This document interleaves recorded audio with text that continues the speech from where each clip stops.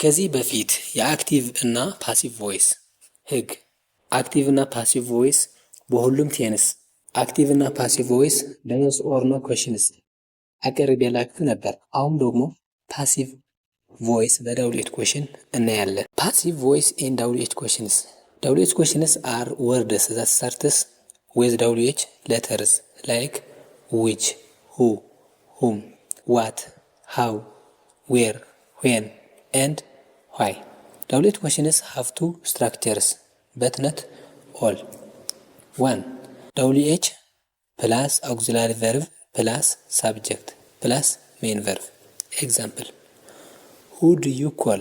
WH who, auxiliary do, subject you, verb call. ማንን ትጠራለህ? 2. WH plus main verb plus object. who called you? ማን ጠራህ ማለት ነው። WH who, WH called, main verb you, object. Simply WH questions in simple present. who do you invite? ማንን ትጋብዛለህ? active. በማን ይጋብዛሃል? who is invited by you? who invites you? ማን ይጋብዛሃል? active. who are you invited by? በማን ትጋብዛለህ ማለትም ትችላለህ። or by whom are you invited? which do you see? የተኛውን ታያለህ ማለት ነው። which is seen by you? passive.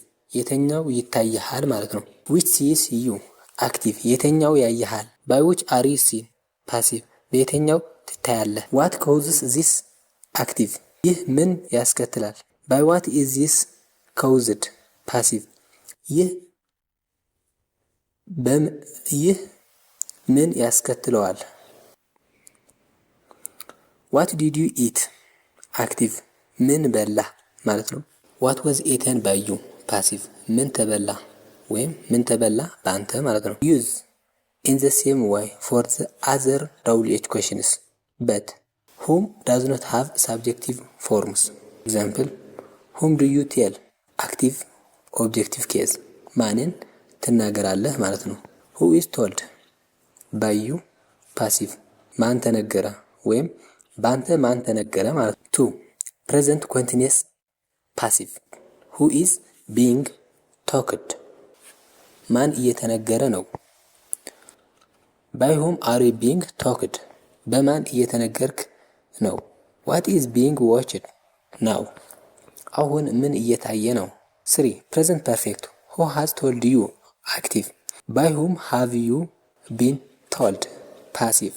by the above example try yourself for the other tenses and WH questions. በቀጣይ passive voice in imperative and in special cases ይዤላችሁ እመጣለሁ። ቸር ቆዩልኝ።